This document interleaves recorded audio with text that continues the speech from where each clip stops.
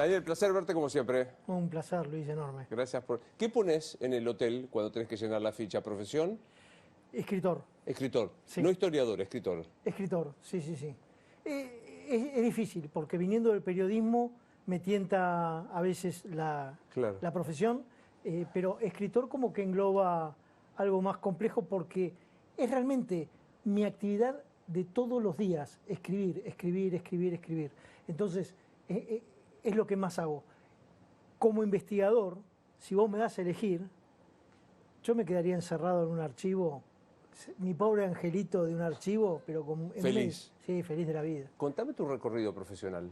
Bueno, empecé en noticias, me tocó los fines de los 90, noticias, casi todos los 90, transitamos con Héctor D'Amico, nos tocó la época de José Luis Cabezas, por supuesto, con una temporada larga viviendo, diría, en Dolores, entre Dolores y Pinamar. Después pasé a El Gráfico, donde buscaban a alguien que no tuviera tanto el periodismo deportivo encima, Sí, para tratar de tener una mirada distinta. Luego volví al Gráfico, a Noticias, y también tuve una pasada por el Ministerio de Economía en la época 2003, en la época de La Baña. ¿Qué fuiste a hacer? Bueno, estuve como prensa de la Secretaría de Industria en un principio y luego como prensa de la Secretaría de Agricultura, ¿no? En esa época.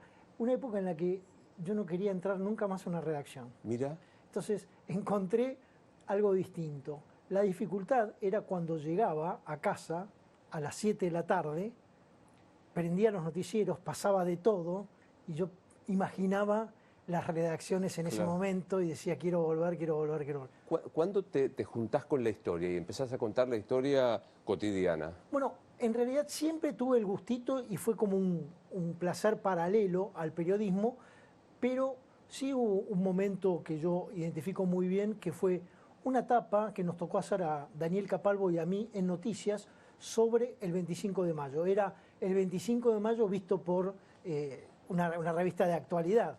Y en ese cierre, en esa noche de espera, las pruebas, los diseñadores trabajando, un gran debate de historia en la redacción, los trasnochados, y allí yo pensé, en medio de esa fogosidad, yo tengo que escribir un libro. Es por acá. Sí, me parece que tengo que ponerlo en papel. Y a partir de ahí comencé a generar un primer libro, que por supuesto le costó mucho ser parido, pobrecito, porque no se conseguían editoriales, el camino se me hacía muy cuesta arriba, y además, como escritor Nobel, pensaba que yo había escrito Harry Potter, que mi libro era el mejor del mundo, y no entendía por qué las editoriales no advertían el gran negocio que les estaba ofreciendo. Claro. ¿La historia la escriben siempre los que ganan? No, definitivamente. En realidad la historia la escriben los que la viven, y a partir de lo que de las cartas, de los periódicos de la época, de los documentos, después nos toca a nosotros tratar de amalgamar todo eso y escribir esa historia, en donde sí te reconozco que a veces hay bastante parcialidad y que los tiempos te llevan en distintos caminos. Cuando vos la historia la utilizás para generar juicios sobre las personas que vivieron hace 200 años, y tal vez estés equivocando el camino, porque no se trata, nosotros no podemos ser los historiadores jueces de los hombres del pasado. Lo que podemos es mostrar ese mundo, apreciarlo en sus ventajas y también conocer sus claroscuros para justamente tener un panorama más claro de nuestras raíces. Enseguida vamos a hablar de tu último libro, que tiene una etapa muy interesante, la Belle Époque argentina, pero siempre me cuestiono, en la historia argentina, ¿quién es el personaje todavía más oscuro, pensados de la historia, del que menos se sabe?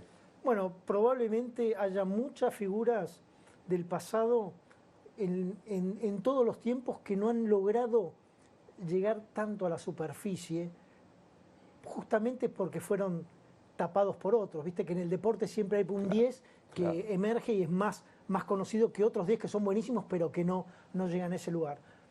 Nombrarte de todos los tiempos podría... A mí me da mucha emoción pensar en Juan Gregorio de las Heras, ¿no? Las Heras, que su apellido era Gregorio de las Heras en realidad. ¿El apellido era Gregorio de las Heras? El primer apellido era Gregorio, el segundo Las Heras, pero era conocido por supuesto como Las Heras. A él le tocó mandar una de las columnas del cruce de los Andes, pero sobre todo tuvo actuación en la primera batalla, cuando San Martín cruzó los Andes. La primera batalla fue a los 3 días. Imagínate haber hecho todo ese cruce y ya tener que combatir. Bueno, en esa batalla él tuvo mucha relevancia, pero sobre todo en nuestra derrota más importante, en Cancha Rayada.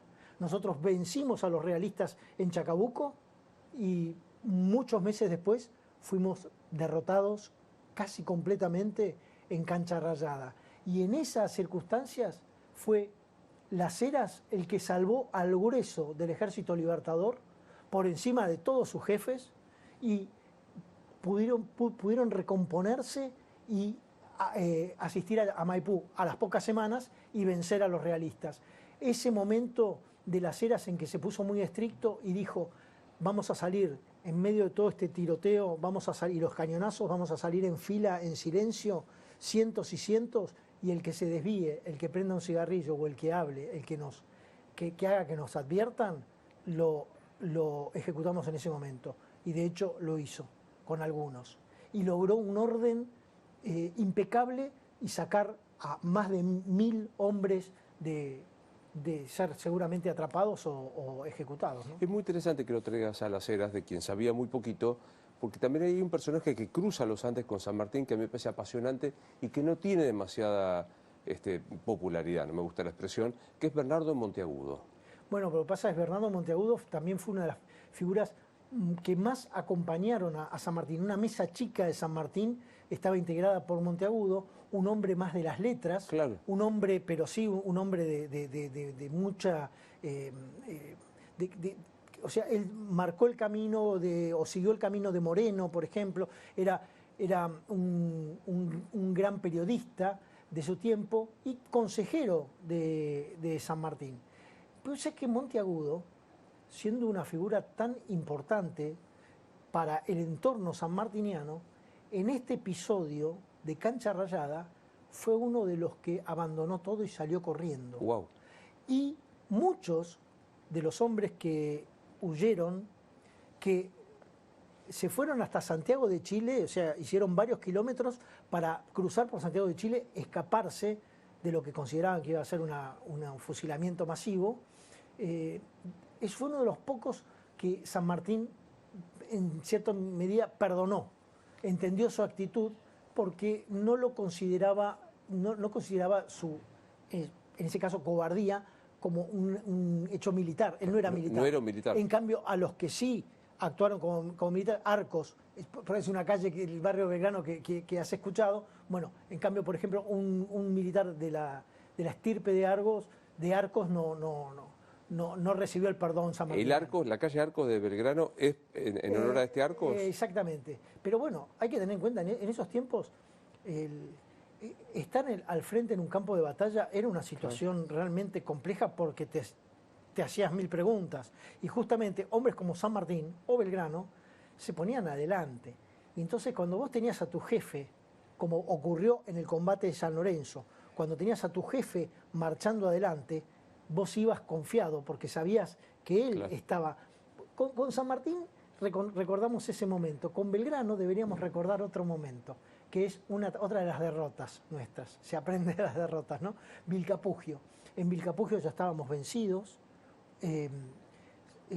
lo que hizo Belgrano fue tomar la bandera, esa que él había creado, y empezar a agitarla para reunir a los que quedaban, unos 300, había muchos heridos, y tenía que escaparse de ese infierno con esos 300 hombres, y armó un grupo que rodeara a los caballos, pocos caballos que tenían, los caballos puso a los heridos, y puso a Gregorio Perdriel, uno de sus oficiales, con la bandera marchando adelante, y él iba atrás, Manuel Belgrano, gran economista, más que abogado, iba atrás con un fusil, como si fuera Rambo, caminando hacia atrás para que no le tocaran a ninguno de sus 300 hombres. Qué interesante. Trajiste a Belgrano, dijiste San Lorenzo, todos mis pagos, porque yo soy de Rosario, San Lorenzo queda ahí al 50 toque. kilómetros. Hay siempre una historia que es una leyenda, pero sin embargo hay hechos que son incontrovertibles. La batalla de San Lorenzo fue en el campo de la Gloria de San Lorenzo. Ahí, digamos, ¿es la única batalla que libra en territorio argentino San Martín? Bueno, sí, y justamente déjame hacer una diferenciación entre lo que sería una batalla y un combate, porque las batallas en general involucran miles de cada bando, Sí. ¿no? Y toda una estrategia dispuesta en un frente. En cambio, San Lorenzo, como bien sabes, fue un espacio reducido. Muy chiquito. Eran grupos chicos también, eran 250 granaderos y alrededor de 200 realistas. Y además, una batalla puede durar horas. En cambio, este combate duró 15 minutos. Y efectivamente fue así porque justamente lo que utilizó San Martín como elemento de sorpresa fueron los muros. Tras los muros, sordo ruido de corceles, ¿no? Tras los muros él estaba protegido esperando que desembarcara la infantería que salía del barco realista, esperando que desembarcaran para, como pinzas, salir de los muros del convento de San Carlos Borromeo y avanzar de los dos lados para sorprender.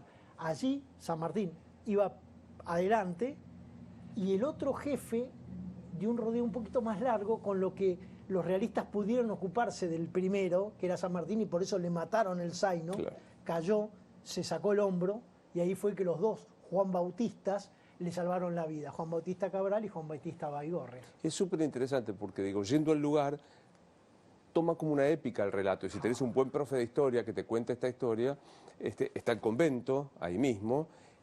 Impresiona porque está supuestamente el lecho donde él descansa. Es decir, qué petizo que era San Martín. Exacto. Porque uno además sabe que los granaderos, por lo general, tienen que tener su altura, pero en aquel tiempo eran mucho más chicos. De hecho, si vos revisás, por ejemplo, en el Museo Histórico Nacional, que está en Parque Lezama, hay una reproducción del cuarto, y también hay uniformes de varios de los hombres de nuestra patria. Por ejemplo, recuerdo también el de Güemes. Son muy chiquitos, con hombros chiquitos. A nosotros nos quedarían chicos. Ellos eran de contextura física más chica. Sin embargo, los granaderos siempre se buscaba que fueran altos porque, primero, que el granadero era el que lanzaba las granadas. Claro. Granadas, no las de combate de las series, sino unas granadas mucho más básicas, claro. ¿No? Entonces sí tenían que ser un poco más altos, pero lo que tuvo San Martín en cuenta es que quería que su ejército fuera de élite, al punto que cuando les hizo el morrión, porque el propio San Martín diseñó el uniforme de sus granaderos, hizo que la visera del morrión fuera lo suficientemente baja para que ellos, cuando estuvieran siempre cabalgando, estuvieran con la mirada altiva, ¿no? Todos esos detalles se tenían en cuenta porque lo que quería era que sus granaderos fueran considerados un grupo de élite. De hecho, los descubrieron los realistas en San Lorenzo y no podían creer que hubiera profesionales tan bien preparados como eran estos granaderos. Bueno, salimos de San Lorenzo y mencionaste a Belgrano y la Bandera. ¿Fue creada a la vera, al Paraná, ahí al toque del Monumento a la Bandera? Absolutamente fue allí el lugar. Eso fue un producto de muchos años de estudio. El Monumento a la Bandera, vos lo sabés mejor que yo, es de 1957, es una época muy posterior, pero justamente eso ya se sabía concretamente. La única curiosidad respecto de la bandera y todo esto que hemos aprendido en nuestra época escolar es, Belgrano creó la bandera, pero no creó los colores de la bandera. Los colores de la bandera, el celeste y blanco, ya estaban impuestos en los ejércitos de la patria. Se utilizaban. Y de hecho hay una carta de Belgrano en la que, discutiendo con un amigo suyo, con Rivadavia, le decía, usted sabe que cuando yo creé esa bandera con los colores que usaban los demás regimientos, en ningún momento se discutió que se usaran esos colores. Algo por el estilo, como dice, te das cuenta que Belgrano no tuvo nada que ver, no fue su inspiración, claro, sino que ya se venían utilizando el celeste y blanco en distintos, bueno, los húsares de Porredón, etcétera, pero definitivamente fue allí. Por eso ¿Y el celeste y blanco qué es? ¿Resabio de los Borbones? Bueno, lo más probable es que sea un resabio de los Borbones, aunque también da la casualidad que Buenos Aires tenía un escudo en el que se marcaba el cielo y el Río de la Plata, y el escudo, en heráldica, el cielo era celeste y el Río de la Plata era blanco, ¿no? Entonces, también se podría imaginar uno que puede ser un resabio del escudo de Buenos Aires, pero es verdad que los colores de los Borbones eran los colores de la Virgen, y los colores de la Virgen eran celeste y blanco. Y de hecho, fíjate qué curiosidad, porque en realidad, si nosotros nos vamos al 1800, la forma de diferenciar a los bebitos, el sexo de los bebitos, era a través de los colores, y los varones usaban rosa y las mujeres usaban celeste. ¿En serio? Claro, al revés. ¿Por qué? Porque el niño, el varón, usaba un rojo suavizado con blanco, rosa. Y la nena usaba un azul suavizado, el celeste. El celeste. Sí, mirá qué loco. Sí, y después ya, hacia comienzos del siglo XX, se transformó, se convirtió y ya quedaron como los colores que nosotros conocemos cuando las abuelas hacían los escarpines. Claro. Bueno, nosotros estudiamos por Astolfi, por Drago, por Ibáñez, Claro. La historia, Claro. y era aritmética la historia que te Sí, contaban, de claro. cómo se resolvía con una prolijidad notable. Y claro, después uno empieza a ver que era mucho más, había mucho más suciedad, en el buen sentido de la palabra. Sí, sí, definitivamente. Hay que tener en cuenta que justamente los manuales de historia tratan de respetar una cronología, un programa, necesitas meter muchos años y muchos temas en apenas por ahí 1, 2, 3 horas semanales, Claro. no sé. Entonces no había otra forma que ir pasando casilleros, tuc, tuc, tuc, así. Pero te queda en el camino un montón de detalles que creo que para los estudiantes de hoy llaman mucho la atención. En San Lorenzo, terminó San Lorenzo, duró 15 minutos, empezó a las 5 de la mañana, y el hecho posterior, inmediatamente posterior a San Lorenzo, fue que el jefe realista, que se llamaba Zavala, bajó del barco, se reunió con San Martín en el convento, estuvieron desayunando juntos durante un tiempo largo. El desayuno de esa época era a las 10 de la mañana, o sea, había un primer desayuno al amanecer y después como un brunch, digamos, era a esa hora. Y estuvieron conversando, le regaló una res, media res para los heridos, San Martín, etcétera, y después terminaron de comer y se fueron a dormir la siesta al convento, otra de las curiosidades. Como que esos pequeños detalles a veces vale la pena conocer para ver que no todo era tan, como vos dijiste, Aritmético. ¿no? Aritmético. Esta cosa que Genial. claro. En el medio de las historias aritméticas de Astolfi, yo estudié por Astolfi, Moreno muere en alta mar, pero enfermo, no lo matan. Bueno, justamente allí había 2 testigos principales. Uno era Tomás Guido, que después va a ser gran amigo de San Martín, y era muy jovencito en ese momento, y otro el hermano de Mariano Moreno, Manuel Moreno, que vieron que el capitán le ofreció, le dio unos remedios que lo empeoraron. Y entonces a partir de allí se relacionó esa situación con otra ocurrida casi al mismo tiempo en Buenos Aires, cuando Guadalupe Cuenca de Moreno, la joven Guadalupe, y su hijito, Marianito, recibió en su casa un abanico negro y unos guantes negros que decían que eran de luto y que eran una señal, o sea, como un mensaje mafioso. Ella no le prestó atención a esa circunstancia, entendió que era alguien que la quería ofender, y ella era brava, Guadalupe, y por supuesto siguió escribiéndose con Moreno, hasta el punto que en un momento tuvo una especie de ataque de celos, porque él no le contestaba las cartas.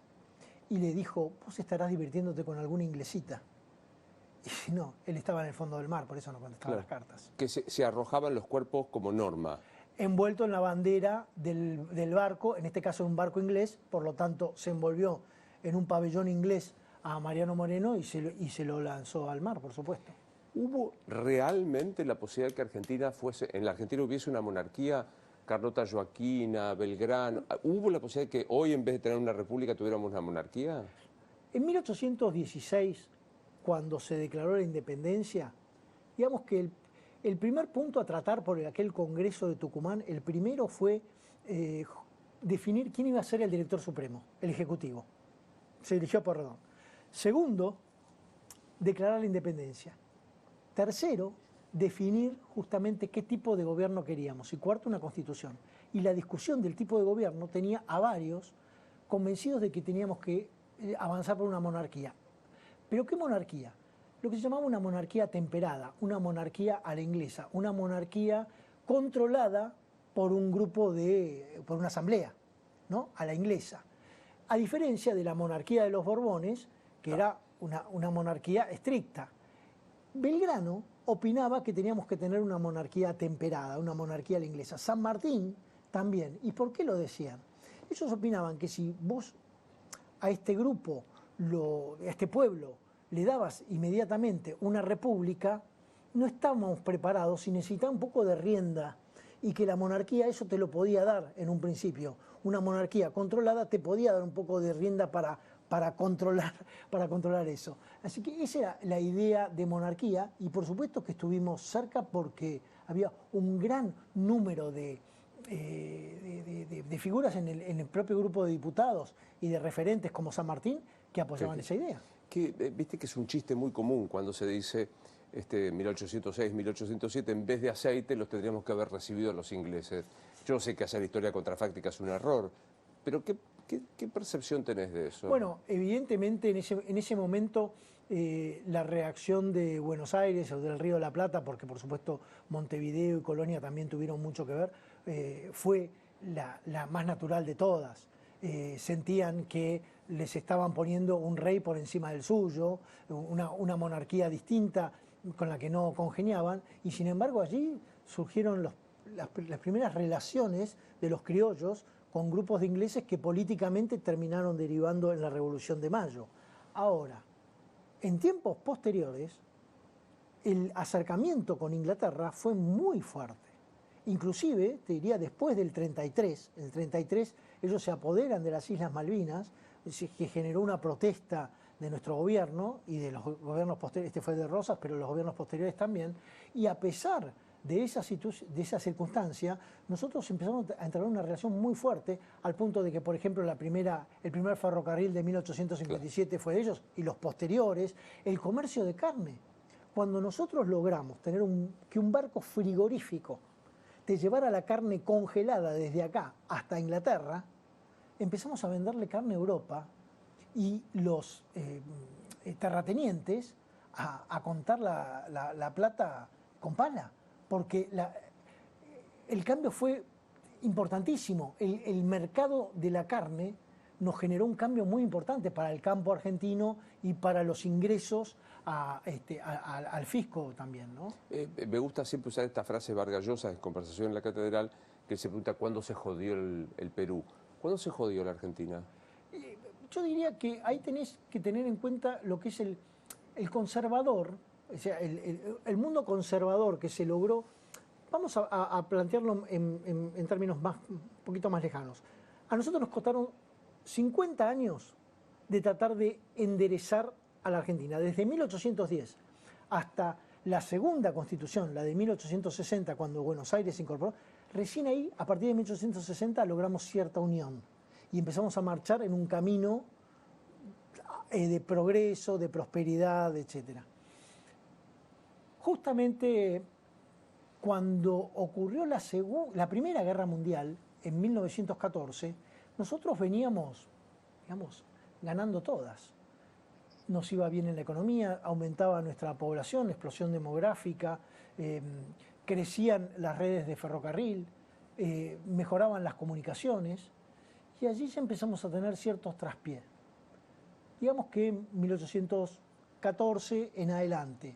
Y después una debacle que se notó con mucha claridad a partir de 1930. El golpe.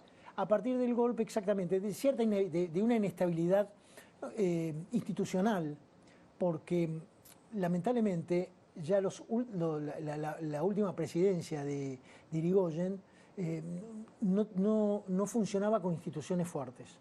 Y de eso eso fue lo que hizo que se generara un golpe y que se generaran cambios, y ya no logramos la fortaleza institucional que estábamos construyendo antes. Salto, y después insisto que vamos a hablar de tu libro, salto del 30 y llegó al 45, al 46, con la llegada de de Juan Domingo. Pero ¿te da curiosidad, Eva? ¿Te parece que hay más para decir de Eva Duarte? Sí, sin duda hay. No me dio curiosidad, es decir, mi camino en el conocimiento de la historia es un poco más lento en el vértigo de los tiempos, y si bien en un principio yo me concentré mucho en la guerra de la independencia, fui avanzando a zonas que me parecían grises, aburridas, que me resultan muy atractivas, así que todavía no he llegado al conocimiento en base a todo lo que ya vengo juntando. Pero te diría que sí, es una figura muy interesante para estudiar desde un punto de vista objetivo. Y por supuesto que hay muchos historiadores que trabajan ese periodo con mucha objetividad, y son muy interesantes las conclusiones a las que arriban, en donde aquellos que tuvimos abuelos tan antiperonistas y aquellos que han tenido fanáticos peronistas no estarían de acuerdo. Es súper interesante. Estoy leyendo en este momento una biografía. A mí me apasiona mucho la historia de Eva y he leído todo lo que ha podido. Y no había leído, y gracias a ser hijo italiano puedo hacerlo en italiano porque no lo encontré en castellano, la biografía que escribió Lori Sanata. Claro. Y él sostiene algo súper interesante, que sigue habiendo la necesidad de investigarla a Eva. Y ahí, digo, por más que no haya llegado, sé de tu conocimiento, ahí sigue la gran discusión. Los peronistas se niegan a reconocer en Eva el espíritu. Claro. En cambio, los otros que dicen, Perón no hubiera podido ser sin Eva. ¿Tenés posición con eso? Sí, para mí Eva Duarte tuvo una influencia fundamental en el peronismo, no me caben dudas. La acción de gobierno puede ir por un camino, pero el espíritu, el corazón lo encarnan figuras que están en otro estadio. Y en el caso de Evita, aprovechada por el gobierno, el caso de Evita tuvo mucho peso en el beneplácito del pueblo hacia el gobierno peronista. Sí, sin duda. ¿Te parece que se parece a algo el actual, este 2022, estas épocas de la historia argentina? Todo el mundo dice, grietas siempre hubo, unitarios y federales, Colorado y azules, que yo qué. ¿Se parece a algo? No, se parece en términos muy generales.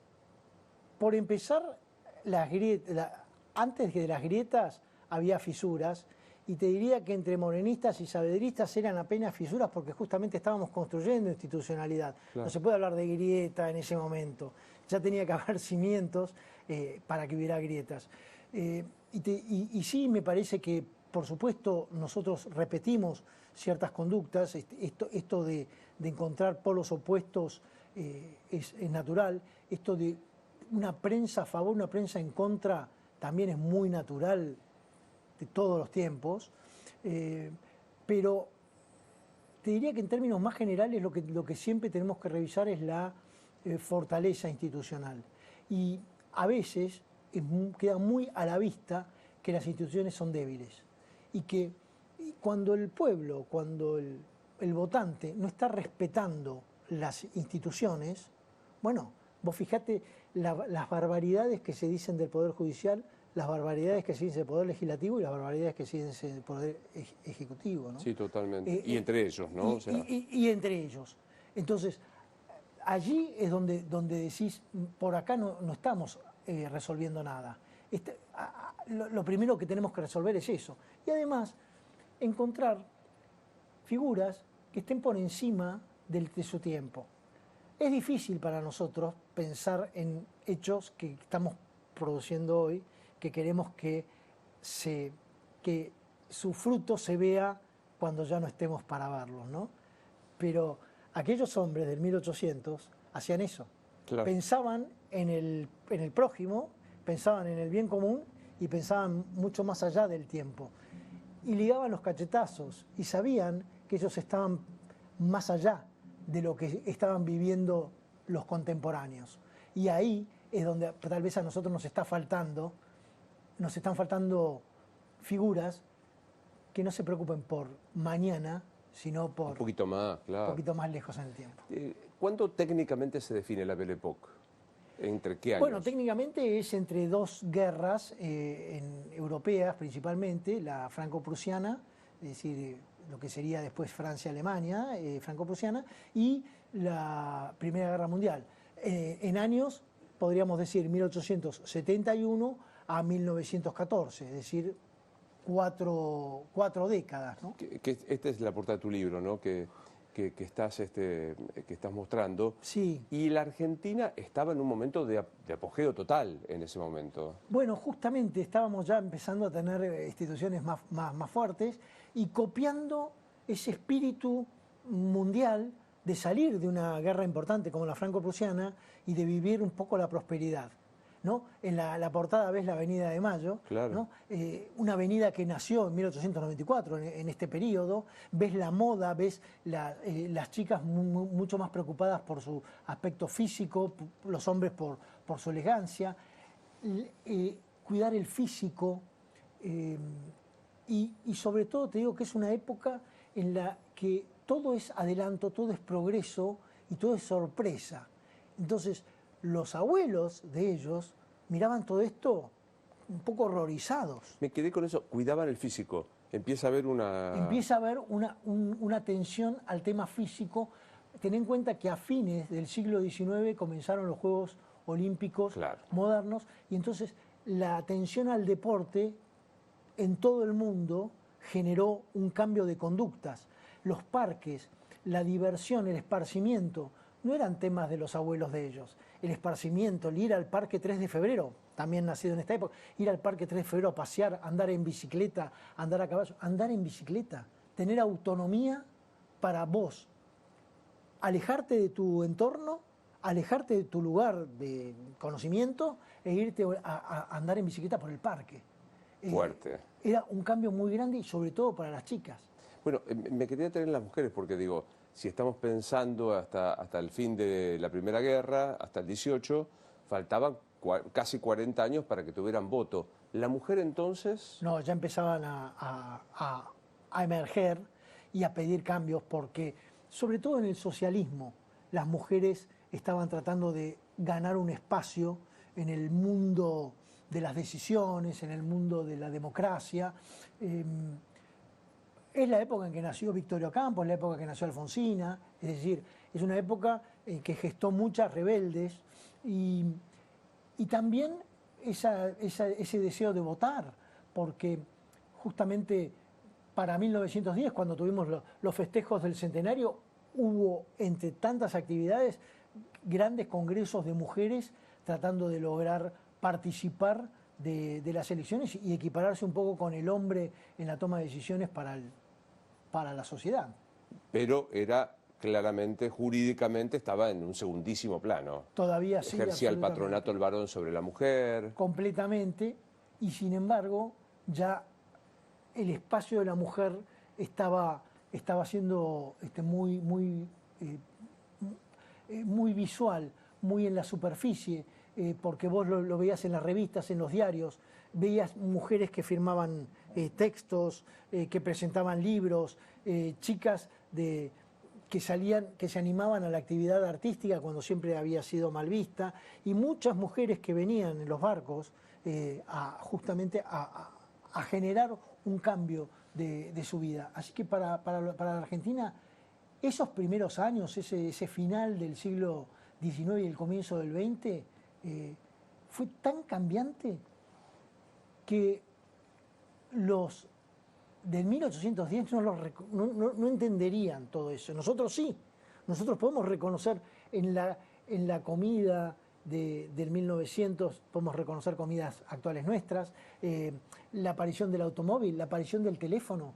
O sea, claro, ellos no podían creer que en un momento uno levantaba un teléfono y las primeras conversaciones fueron a 7 cuadras de distancia, y no podían entender cómo podían escuchar a alguien que estaba hablando desde a 7 cuadras. Y el primer llamado telefónico eran 60, 70 personas escuchando todos un teléfono y 60, 70 del otro lado, porque era una novedad, era insólito. Un milagro. Un milagro.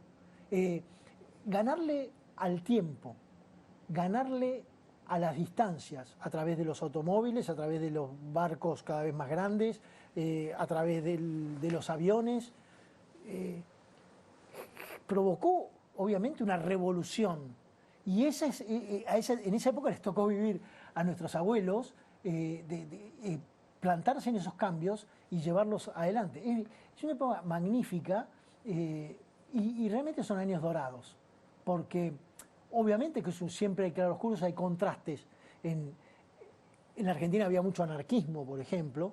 Había un socialismo que era el socialismo era una queja o una necesidad de luchar por los derechos del trabajador en un contexto muy democrático. El anarquismo claro. Era en un contexto muy poco democrático. ¿No? ¿Ya estaba Severino de Giovanni o no? ¿Venía más tarde? No, un poco más tarde, pero ya, por ejemplo, surgió el atentado de Simón Radovisky a Falcón en noviembre de 1909. Es decir, surgían los atentados, eso era una sorpresa para esta población. Los grupos anarquistas daban miedo. Hubo una bomba en el propio Teatro Colón, entre tantas cosas. Es decir, que realmente se vivían con un poco de miedo esas situaciones. Pero a la vez, bueno, empezó a generarse una Buenos Aires, una Rosario, una Mendoza, Santa Fe, Córdoba, ciudades como nunca hubieran imaginado nuestros abuelos. ¿Época de qué nombres o sobrenombres teníamos ahí en la Belle Époque? Bueno, estaba Pototo, Castex, pero eran Macoco, Alza Gonzué, eran todos las familias en general tenían muchos hijos y repetían los nombres. Entonces por ahí uno tenía muchos Luises claro. en su familia y los distinguían por sus... Por los Pototos, los Macocos. Pototo, Macoco, Chochona, Chichina, todos así. Y por supuesto se reconocían socialmente a través de los apodos. Claro, eran chetos. Pototo era cheto, claro. Sí, bueno, pues Susana Pototo era la que conseguía las cintas, las vistas, decía, antes que en el cine. Entonces, si vos eras amigo de Pototo, ibas a su casa en Callao claro. y veías las pelis que todavía no habían llegado de Europa, las tenías en la casa de Pototo, por ejemplo. Imagino fiestas también en esa época. Grandes fiestas. La fiesta... ¿Te acordás la fiesta de Scarpa en Punta del Este? Sí, ¿no? el brasileño este. El brasileño claro. que hacía... Bueno, las fiestas de los 1 de enero. En este caso teníamos a los Torquis, Ernesto Torquis, que tenía en la zona de Las Cañitas, en Luis María Campos, una casa muy importante, y allí se realizaba la fiesta del 31 de diciembre a la noche, y había que estar. Eran fiestas que terminaban al amanecer. En general nadie volvía de una fiesta a la noche. La curiosidad es que en las fiestas siempre iba a ser mucho más la cantidad de mujeres que de hombres, porque las chicas tenían que ir con su madre claro. o con una madrina, con alguien que las cuidara. En cambio los varones iban por su cuenta y los padres, si conocían al dueño de casa, iban, y si no, se juntaban en sus lugares a fumar sus habanos y tomar sus whiskies, etcétera, con lo que las fiestas había una superpoblación de chicas y se bailaban marchas. Es increíble. ¿Cómo marchas? Claro, se bailaban marchas como, no sé, como de la cabalgata deportiva, todas esas marchas así deportivas que se habían puesto de moda. De hecho, hay una marcha muy conocida que es la marcha del Washington Post, que es el diario, hacía un concurso y por el concurso generó una marcha que se puso de moda en todo el mundo y se bailaba, por supuesto, acá. Era muy entretenido, los bailes eran muy entretenidos, muchos saltos, pero lo que no podías hacer era repetir el caballero. Una señorita le podía dar una pieza a un caballero y si ya la veían bailando más de una, las señoras que estaban controlando por ahí sentadas en las mesas comiendo, pero mirando de costado, y miraban feo. Bueno, de hecho Victoria contaba, Victoria Campo contaba que ella estaba harta de eso y que para molestar a las señoras se quedaba siempre con el mismo y obviamente era un escándalo. Mencionaste a Alfonsina Storni, enorme poetisa, enorme escritora, tiene obras de teatro maravillosas. Sí. Sin embargo, creo que el feminismo nunca la tomó como una gran bandera. Bueno, sí, es verdad.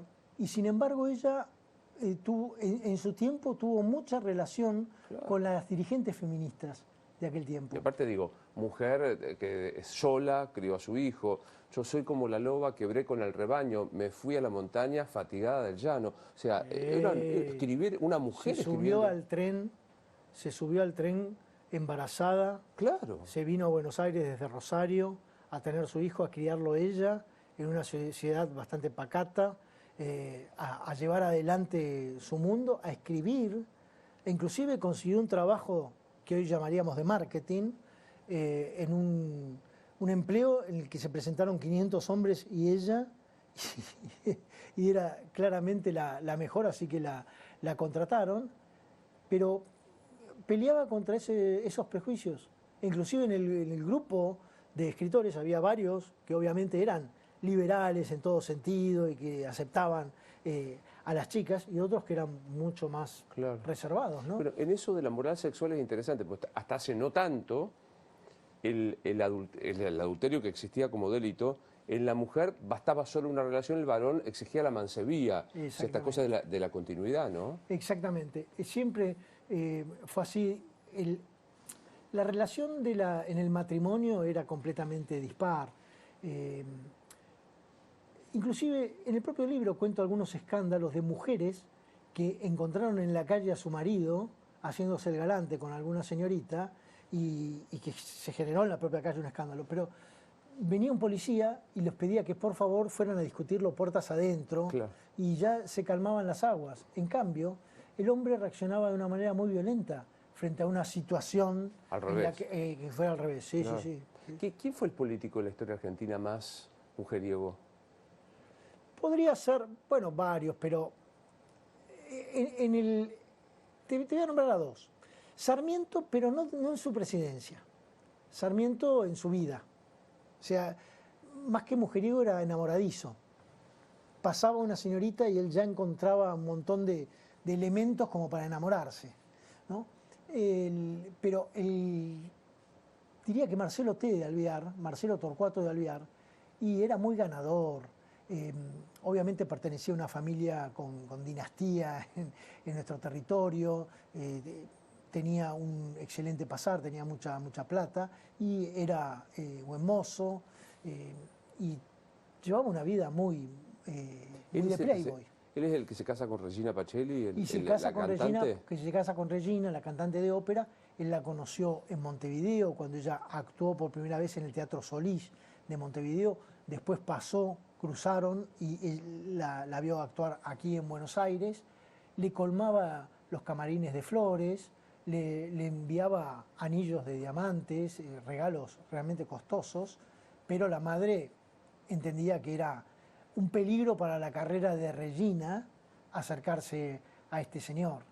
Pero él fue constante y con las posibilidades que le brindaba sus campos, sus herencias, pudo seguirla por el mundo durante 7 años hasta que finalmente logró convencerla, y entonces se casó con Regina, que no estaba favorecida por la belleza exterior, y sin embargo para Marcelo T., que tenía las posibilidades de salir con cualquier señorita, él estaba encantado y la escuchaba cantar y se emocionaba, estaba perdidamente enamorado y celoso, y muy celoso, al punto que en un momento comenzó a comprar los discos de ella porque no quería que alguien más la escuchara. ¡Wow!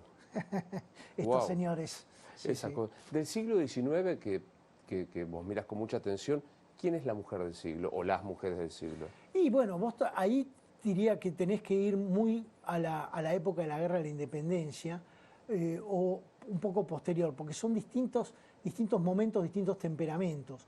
Es verdad que nosotros la tenemos a Mariquita como una referente porque se cantó el himno y todo, pero ella siempre fue de ideas de avanzada, de no preocuparse por los prejuicios.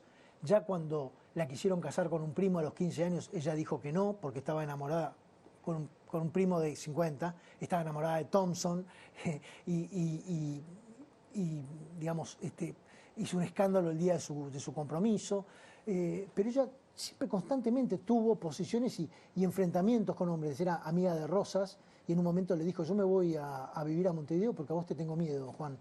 Dijo, te tengo miedo, así que me voy. Así que hay que, así como dijimos de Evita y si bien María Sáenz Quesada ha escrito un libro fascinante, Sí. difícil de superar, sobre Mariquita Sánchez de Thompson, es una figura para conocer mucho más. Y te diría que después, en el tiempo, Encarnación Escurra, casada con Rosas, poquito tiempo después, también es una figura muy, muy atractiva para conocer.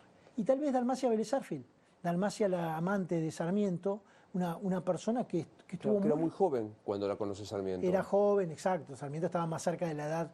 Se llevaba 10 años con Vélez Arfield, con el padre, pero ella era realmente jovencita. Cuando la conoció tendría 18, 19 años. La relación empezó unos años después, pero ella realmente fue una mujer de peso político, porque cuando Sarmiento estaba en Estados Unidos, y aquí se hablaba de la posibilidad de que fuera un candidato a presidente, una de las que estaba siempre en las conversaciones y a quien Sarmiento pedía a distintos referentes que la tuviera en cuenta, era ella. Decía, hablen con la hija de Vélez Arfield, Claro. ¿no? Así que también es una figura muy interesante para descubrir. Para vos, ¿quién es el Batman, el superhéroe de la historia argentina? Bueno, ahí lo que tenés es en un podio, no podés dejar de tener a San Martín y a Belgrano. La pregunta es si yo pudiera contestar en términos deportivos quién es mejor que el otro, ¿no? Y eso a mí me cuesta muchísimo. Ahora, digamos que San Martín, como vos dijiste, tuvo esa actuación limitada en nuestro territorio a San Lorenzo, aunque la conformación del Regimiento de Granaderos y la conformación del Ejército Libertador también lo hizo en nuestro territorio y es parte de la Guerra de la Independencia. Belgrano tuvo una actuación mucho más local, porque él combatió en las invasiones inglesas, fue el héroe de Tucumán, de la batalla de Tucumán, y la de Salta. Cuando Belgrano venció a los realistas en Salta, se celebró porque se pensó que se terminaba la guerra. Fue tal la paliza que se pensó que ahí se terminaba todo. Entonces él tuvo una posición local, fue miembro de la primera Junta de Gobierno, estuvo presente con mucho peso en la Declaración de Independencia de Tucumán, sin ser diputado. Entonces, te diría que para mí Belgrano, en su momento, fue mucho más considerado héroe que San Martín. Y me falta el tercero. Suele haber tres en el podio. Sí, suele haber. Bueno, probablemente, y ya volviendo a otros tiempos lejanos, como lo marcaban los álbumes de figuritas y las revistas de aquel tiempo, Sarmiento era el que ocupaba ese tercer puesto. ¿Por qué? Porque obviamente estamos hablando de una persona de un carácter muy difícil, muy polémica, muy cuestionada por muchos aspectos, pero que verdaderamente durante su presidencia hizo un cambio importante. Cambió, sobre todo en el tema de educación, desde ya, pero el censo para poder medir, para hacer el diagnóstico de cómo estábamos en nuestro país y empezar a encontrar soluciones para la sociedad, y sobre todo el tema de cambiar el concepto de educación, no era tan importante antes. Uno tenía un hijo. San Martín, Belgrano, Sarmiento, o en el orden que vos quieras, los pones los tres. Sí. Yo los pondría a ellos porque justamente estuvieron distintas, aparte de distintas áreas de acción, aunque San Martín y Belgrano se conocieron, por supuesto, se llevaron muy bien y se respetaban y fueron piezas fundamentales en la época de la independencia, ¿no? Solo con uno, ¿con quién te hubiera gustado poder charlar? El hecho de haber escrito una biografía de Belgrano me hace tener mucho conocimiento profundo sobre toda su vida. Entonces, está claro que podría hablar con él horas y horas, porque es alguien que conozco muchísimo. Nos conocemos mucho con Belgrano, aunque él no sepa. Me encanta como título de nota, nos conocemos mucho con Belgrano. Nos conocemos mucho con Belgrano, sí, bueno, porque me va a entender siempre. Suerte con la Belle Époque en la Argentina y un placer verte siempre. Un enorme placer, Luis. Gracias por venir. Gracias. Bodegas Los Haroldos presenta un vino que te hará viajar a través de los 5 sentidos, Los Haroldos Estate. Sin dudas, más de lo que esperás. Mirá.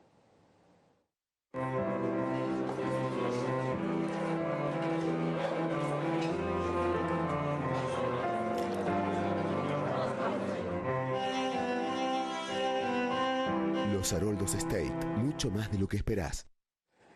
¿Sabías que el precio del oro nunca había estado tan alto? Es el momento de hacer valer tu oro, alhajas, relojes brillantes, monedas de oro, lingotes. ¿Dónde? En Joyería El Tasador. Joyería El Tasador, atendido por buena gente, expertos técnicos que tasan en el acto y pagan en efectivo. Joyería El Tasador. 0800-222-8273. 0800-222-8273. Joyería El Tasador. Toda una vida dedicados a las joyas. Pensá vender al mejor precio. Visitanos. Joyería El Tasador. Avenida Corrientes 2810, esquina Pueyrredón. Joyería El Tasador. Tu tasador, mi tasador. En la provincia de Buenos Aires ya tienen más de 100 establecimientos educativos nuevos. Mirá. En la provincia de Buenos Aires ya tenemos más de 100 edificios educativos nuevos y nadie se quiere perder el nuevo primer día. La educación como prioridad, con obras que transforman. Gobierno de la provincia de Buenos Aires.